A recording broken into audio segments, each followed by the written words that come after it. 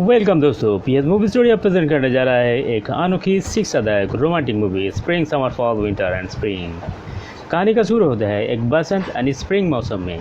South Korea का एक पहाड़ी अंचल ऊंचे पहाड़ और हरियाली से घिरा एक झील की पानी में तैरते हुए लकड़ी का एक बौद्ध मॉनेस्ट्री है, जिसमें रहता है एक मॉन्क और उसका छोटा सा नन्हा सा एक चेला।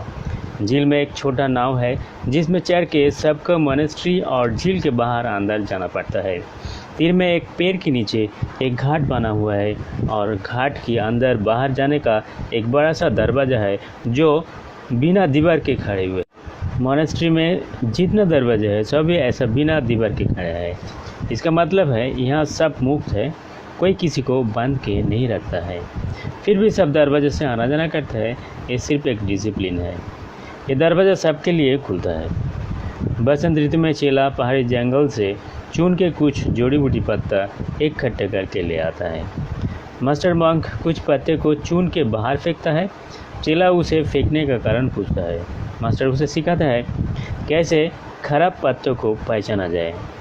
एक जैसा देखते हुए कुछ पत्ते जहरीले होता है, मतलब एक जैसा दो चीज़ हो सकता है, एक जीवन देता है और दूसरों जान ले सकती है। छोटा शिष्य एक बच्चा पालतू कुत्ता के साथ खेलता है। वो झील के बाहर जाके ऊंचे पहाड़ में एक बुद्ध मूर्ति के पास जाता है। वहाँ से दूर की नज़ारे को देखता है। उसका छोटा नज़र में वो सिर्फ झील के अंदर उन लोगों का मॉनेस्ट्री को देख पाता है। उसकी बाहर दुनिया है, इसके बारे में उसे कुछ पता नहीं होता है। एक दिन वो छोटा नादान शिष्य खेल खेल में एक छोटा मछली को एक पत्थर से बंधा हुए एक धागा के साथ बांध देता है। इसे तैरने में मछली को तकलीफ होता है देख के उसे मज़ा लगता है, वो हंस पड़ती है। इसे एक मजाक खेल समझते हुए वो बच्चा एक मेंढक और एक सांप के साथ भी ऐसा करता है। मास्टर मॉन्क उसे ढूंढने आके छुपके से उसकी हरकतों को देखने लगता है। मास्टर उसे कुछ नहीं कहता है, पर एक बड़ा सा पत्थर उठा के मॉनेस्ट्री में ले आते हैं। रात में वो बच्चा शिष्य जब सो रहे थे तब उसका पीठ में वो पत्थर कस के बांध देता है। बच्चा शिष्य सुबह उठ के मास्टर के पास आते हैं और उसका पीठ में बांधा हुआ वो पत्थर के बारे में कहते हैं। मास्टर को खुलने के लिए रिक्वेस्ट करता है। मास्टर पूछता है क्यों, चलने में तकलीफ होता है? शिष्य बोलती है हाँ, बहुत दुखता है। मास्टर कहते हैं कल जब तुमने वो जानवरों को पत्थर से बांधा था तब उसे तकलीफ नहीं हो रहा था। शिष्य कहता है गलती हो गया, मुझे माफ़ कर दीजिए। मास्टर उसे सजा के दर पे कहता है इस पत्थर को पीठ में रख के जाओ और जानवरों को पहले रिहा करके आओ, और अगर किसी जानवर मार जाता है तो उसकी दर्द और मरने का गम का पत्थर अपना सीने में रख के सारे ज़िंदगी भर चलते रहना। शिष्य आके सिर्फ मेंढक को ही बचा पाते। मछली और सांप को मारा हुआ देखकर वो बहुत रोता है, ज़िंदगी में पहली बार गम को महसूस करता है। फिर कहानी आगे बढ़ता है और ऐसा ही 18 बसंत ऋतु गुजर जाते हैं। फिर आता है एक समर गर्मी का मौसम। अब शिष्य बच्चा नहीं रहा, एक जवान बन चुका है। झील के बाहर पहाड़ी जंगल में जाता है तब दो सांपों को संभोग करते हुए देखता है। उसका मन में एक अजीब सा फीलिंग होता है। ऊंचे पहाड़ में बौद्ध मूर्ति के पास जाता है। उसकी नज़र अब मॉनेस्ट्री को छोड़ के बहुत दूर तक पहुंचता है। उसका नज़र का दायरा अब बढ़ चुका है। उसे ख्याल होता है कि इसके बाहर भी दुनिया है, इसका बाहर भी ज़िंदगी है। एक लड़की को उसकी माँ के साथ मॉनेस्ट्री की तरफ आते हुए दिखाई देता है। लौटने वक्त उन लोगों के साथ शिष्य मॉन्क की मुलाकात होता है। बीमार लड़की का इलाज के लिए मॉनेस्ट्री में आ रहा है। घाट के पास पेड़ को दिखा के लड़की की माँ को भरोसा दिलाता है। शिष्य कहता है इस हरे भरे पेड़ का 300 साल उम्र है, आपकी बेटी भी इसके जैसा तंदुरुस्त बन जाएगी इलाज के बाद। लड़की थी बेहद खूबसूरत और उसका उम्र का। उसकी खूबसूरती यंग मॉन्क की तौफ भंग करने के लिए काफ़ी है। पहले झलक में उसका दिल लुभाता है। उत्सुकता भरी नज़र से लड़की को देखता है। रात दिन आँख सिर्फ उसकी ही पीछा करता है। रात में सोते वक्त भी शिष्य उस लड़की पे ताका झाकी करते हैं। मास्टर मंक जड़ी बूटी से लड़की का इलाज चालू कर देता है। शिष्य लड़की के करीब जाने की कोशिश करता है पर लड़की उसे अवॉइड करती है। लड़की कमरे में कपड़ा चेंज कर रही थी। अचानक शिष्य दरवाज़ा खोलता है और आधा खुला हुआ लड़की का बदन को देख के चौंकता है और उसका उत्सुकता भरी आँख लड़की की तान पे लग जाता है। लड़की भी हैरान होकर बदन ढकने की कोशिश करता है। लड़का होश में आता है और अपनी गलती समझ के दरवाज़ा बंद कर देता है। फिर एक रात सोई हुई लड़की के ऊपर चादर चढ़ने शिष्य आते हैं और नज़दीक से उसकी छाती का सुंदरता देख के अपना होश हवास खो देता है और उसका हाथ काबू के बाहर जाके लड़की के उस हिस्से को छू लेता है। लड़की जाग जाती है और कस के एक थप्पड़ लगा देता है छोटा मंक की गाल पे। छोटा मंक होश में आते हैं और तुरंत बौद्ध मूर्ति के सामने घुटने टेक के क्षमा मांगता है और प्रेयर करता है। लड़की उसका मानसिक सिचुएशन को समझती है और उसे माफ़ी करने की इशारा से शिष्य के ऊपर हाथ फिराता है। इस दिन के बाद लड़की से थोड़ा सा दोस्ती होता है और असरदार जड़ी बूटी की इलाज से लड़की की तबीयत भी ठीक होने लगता है, पर वो यंग शिष्य से बात नहीं करता है। एक दिन का बात है, दोपहर की सारे गर्मी यंग शिष्य की जवानी पे चढ़ जाते हैं। वो लड़की की मनोरंजन करने के लिए नाव लेके पानी के ऊपर गोल गोल घूमता है, फिर भी लड़की उसे अवॉइड करती है। देख के वो पानी में छलांग मारता है और पानी के अंदर गायब हो जाता है। देर तक उसे पानी से बाहर ना आते देख के वो लड़की घबरा जाती है और झुक के पानी के ऊपर ढूंढने की कोशिश करती है। तब अचानक लड़का उठता है और लड़की का हाथ खींच के पानी में गिरा देता है। फिर उसे नाव में चढ़ा के झील की बाहर पहाड़ी में ले जाता है और लड़की का गीली बदन देख के शायद कामदेव यंग शिष्य पर हावी होते हैं और वो लड़की को कस के संभोग करता है। निर्जन पहाड़ी में दोनों एक शानदार रोमांटिक पल गुजरता है। इसके बाद लड़की इतना टायर्ड होता है कि वो अपनी टांगों पर चल नहीं पा रही थी। लड़के उसे अपना पीठ पर चढ़ा के मोनेस्ट्री में ले जाते हैं। रात में जब मास्टर मंक सो जाते हैं तब शिष्य लड़की की बिस्तर पे आते हैं और फिर एक बार फिजिकली इंटीमेट होता है। अब दोनों एक दूसरे की मन की और तन की बहुत करीब हो जाते हैं। लड़का एक दिन लड़की को कहते हैं, अब तुम तो बीमार से ठीक हो चुकी है, तुम तो चला जाओगी, मैं तुम्हारा सिवा कैसे रह पाऊँगा, तुम्हारे बिना मैं पागल हो जाऊँगा। एक रात लड़का लड़की नाव में घूमने निकलते हैं और नाव में संभोग करते हुए सो जाते हैं। मास्टर मंक सुबह दोनों को नाव में नंगा सोते हुए देख पाता है। मास्टर थोड़ा सा ताज्जुब तो होता है, पर वो कोई रिएक्ट ना करते हुए नाव के नीचे का छेद जहाँ से पानी घुसता है वो छेद को खोल देता है। नाव में पानी भरते दोनों जाग जाते हैं। शिष्य मास्टर से माफ़ी मांगता है। मास्टर कहता है, इसमें किसी का गलती नहीं, ये तो नेचर है। मास्टर लड़की से कहता है कि तुम्हारा तबीयत अब ठीक हो चुकी है, इसलिए तुम्हें अब यहाँ से जाना पड़ेगा। यंग शिष्य कहते हैं, नहीं, उसे मत भेजो मास्टर।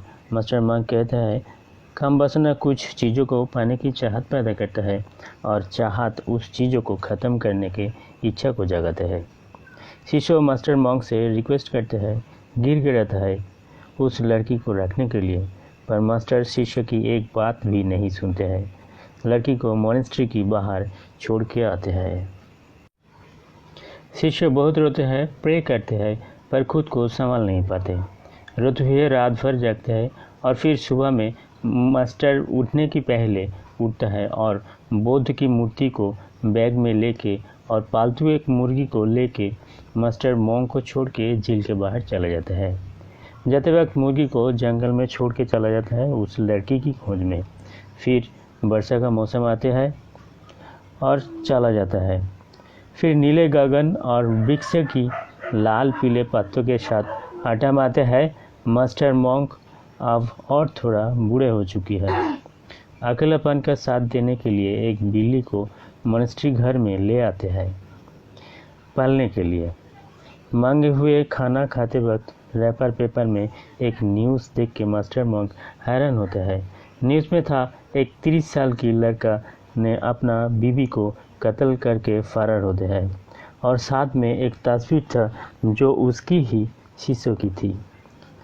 मॉन्क कुछ सोचता है और अंदर से कुछ कपड़ा निकलते हैं और सिल के एक कमीज बनाने लगते हैं, क्योंकि मास्टर को ये मालूम हो जाता है कि उसका शीशा जल्दी ही आने वाला है मॉन्स्ट्री में। अगले दिन सुबह को एक लड़का को झील की तरफ आते दिखाई देता है। घाट की दरवाजे की खोलने की आवाज़ से मास्टर मॉन्क चौंक करना होता है और घाट में अपना शीशों को खड़े हुए दिखता है। उसकी इंतज़ार में मास्टर पल गिन रहे थे।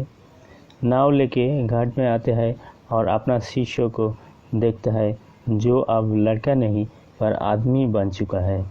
ज़िंदगी का जंग में हारा हुआ एक इंसान जिसके अंदर अपना नालायक नादान शीशों को देखता है। काफ़ी गंभीर और गुमसुम देखकर मास्टर मॉन्क उसे कहता है, तो अब तक अच्छा खासा एक कुशल ज़िंदगी तुम गुजारा है ना, तो अपना लाइफ का कुछ मज़ेदार चीज़ों को बताओ मुझे। मास्टर को सब कुछ मालूम है, फिर भी उसकी मानसिक तनाव को सरल करने के लिए पूछती है, लगता है दुनिया वाले तुम्हारा दर्द का कारण बन चुका है। शिष्य थोड़ा चिढ़ते हुए बोलता है, मास्टर मुझे अकेला रहने दो, तुमको मालूम है कि मैं बहुत परेशानी में हूँ। मास्टर पूछता है, क्या तुम्हारा परेशानी का कारण? शिष्य बोलता है, मैंने सबसे बड़ा पाप किया है उसे प्यार करके, पर वो मुझे छोड़कर दूसरा मर्द के साथ भाग जाते हैं। वो कैसे ये कर सकती है? वो तो प्रॉमिस किया था कि वो सिर्फ मुझसे प्यार करेगा, इसलिए मैं सहन नहीं पाए। मास्टर उसे कहता है, तुम्हें तो पहले से मालूम है कि दुनिया की लोग ऐसा ही होता है। जो चीज़ों को हम चाहते हैं कभी कभी उसे जाने देना चाहिए, क्योंकि जो चीज़ तुम चाहते हो उसे और लोग भी चाहते हैं। इस बात पे शिष्य बहुत गुस्सा निकलता है और चीखते हुए गाली देता है। जो बौद्ध मूर्ति को अपना साथ ले गए थे उसे सही जगह में वापस रख देता है। फिर शिष्य अपना गुस्सा को चाकू के ऊपर निकलने की कोशिश करता है। बार बार जोर से चाकू को लकड़ी के ऊपर ठोकता है। रात भर वो सोता नहीं। सुबह होने से पहले नाव लेके पहाड़ी में जाते हैं और बड़ा पत्थर लेके पानी के ऊपर पछाड़ते हैं। पानी के साथ लड़ने की कोशिश करता है, फिर भी अपना गुस्सा शांत नहीं होता है। जब किसी तरह कोई शांति नहीं मिलता है तब शिष्य समाधि में देह त्यागने की कोशिश करता है। जगत का अपना काम बिना पूरा करके जब कोई समाधि लेने की कोशिश करता है तो उसे समाधि नहीं, उसे सुसाइड कहते हैं, और वो शिष्य वही करने की कोशिश करता है। ये काफ़ी मुश्किल भी है उसके लिए। जब मास्टर मंक को ये पता चलता है कि वो सुसाइड करने की कोशिश करता है तब मास्टर उसे बहुत पीटता है और सीलिंग में बांध के टांग देता है सजा के दर पे। और फिर मास्टर बिल्ली की पूंछ से प्रजाना परमिता सूत्र को लकड़ी की फ्लोर में लिखता है और शिष्य को कहता है, आसानी से तुम किसी का कत्ल कर सकते हो पर अपना आपको कत्ल करना बहुत मुश्किल है। अपने चाकू से इस सूत्र की एक एक अक्षर को उखेरो, इसे अपना गुस्सा मन से निकल जाएंगे। शीशा मास्टर की सिले हुए कमीज को पहनता है और सारे अक्षरों को उखड़ने लगता है। कुछ देर बाद दो पुलिस आता है और घाट से मास्टर को आवाज़ लगाता है। मास्टर पुलिस लोगों को नाव से मॉनेस्ट्री में ले आते हैं। पुलिस ऑफिसर ने शिष्य मॉन्क को गिरफ्तार करने आया है ये सुन के मास्टर पुलिस ऑफिसर को कुछ देर तक रुकने को लिए कहता है जब तक ना वो शिष्य सारे अक्षरों को कार्व कर सके। मास्टर मॉन्क को रेस्पेक्ट करते हुए पुलिस ऑफिसर मान जाता है और रात भर इंतज़ार करता है। पूरा सूत्र को उखाड़ने में रात भर काम करता है शिष्य। सुबह को सारे काम ख़त्म करता है और टायर्ड होके फ्लोर में सो जाते हैं। मास्टर मॉन्क उखड़े हुए अक्षरों में रंग भरता है और दोनों पुलिस भी मास्टर को मदद करते हैं रंग भरने में। जब सारे सूत्र को कलर किया जाता है तब मास्टर शिष्यों को जगाता है और पुलिस के साथ जाने को कहते हैं। शिष्य आँख खुलते हैं और अपना आपको एक अलग सा महसूस करता है। शांत, निडर, मन से कोई तनाव नहीं है ऐसा फील होता है। पुलिस भी एक आत्मिक शांति फील करता है। मन का सब गुस्सा निकल जाता है, इसलिए वो अपराधी को बिना हैंडकफ पहनाए अपना साथ में ले जाता है। पर नाव आगे बढ़ता नहीं। तब शिष्य मास्टर की तरफ देखता है और मास्टर हाथ हिला के इजाज़त देती है। तब नाव आगे बढ़ता है। शिष्य को लेकर पुलिस चला जाता है और शिष्य जेल में सजा काटते हैं। अब मास्टर मोंक की ज़िंदगी का सारे काम ख़त्म हो चुकी है, ऐसा उन्हें लगता है। इसलिए एक दिन नाव के ऊपर लकड़ी की चिता बना के अग्नि समाधि लेता है।